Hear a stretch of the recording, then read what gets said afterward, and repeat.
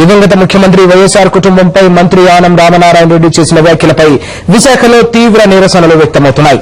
మంత్రి దిష్టిబొమ్మకు శవయాత్ర నిర్వహించి దహనం చేశారు వైఎస్ఆర్సీపీ నేతలు, కార్యకర్తలు. రాజకీయ భిక్ష పెట్టిన మహానేత కుటుంబంపై ఆనం చేసిన వ్యాఖ్యలపై మండిపడుతున్నారు.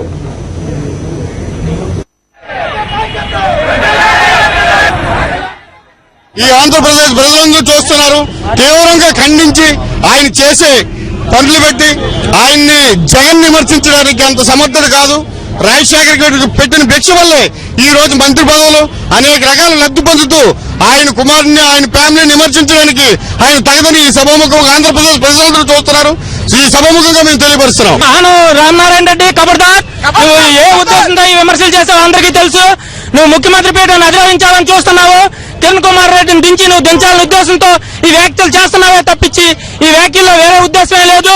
నీకు కిరణ్ కుమార్ రెడ్డికి ఏమనంటే వేరేగా తెలుసుకోవాలని జగన్మోహన్ రెడ్డి గారిని ఇందులో పావుగా నువ్వు ఉపయోగించొద్దు. ఆనాడు వైఎస్ రాజశేఖర రెడ్డి గారిని లేకపోతే ఈ రోజు నీకు రాజకీయ భిక్ష ఉండేదే కాదు. ఆయన ఇప్పటికైనా సరే ఆయన నోరు అదుపులో పెట్టుకోకపోతే ఈ రాష్ట్ర ప్రజలు తగిన బుద్ధి చెప్తారని చెప్పేసి ఈ రోజు ఆనం రామనారాయణ గారు మినిస్టర్, ఆయన కుటుంబం కానీ ఆయన సోదరులు కానీ ఈ రోజు రాజకీయాల్లో ఉన్నారంటే ఇది రాజశేఖర రెడ్డి గారు పెట్టిన భిక్ష తప్ప వాళ్ళకి మరో విధంగా కాదు. ఇప్పటికైనా సరే రామనారాయణ గారు మేము సవాల్ చేస్తున్నాము.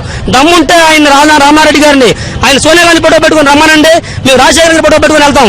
రేపు పొద్దున ఆయన రాజశేఖర రెడ్డి గారి ఫోటో కానీ లేకుంటే ఈ కాంగ్రెస్ పార్టీ నాయకులకు కానీ ఆనాడు కుటుంబాలు కానీ ఈ రాష్ట్రంలో చరిత్ర లేకనే పోతారని చెప్పి సభాముఖంగా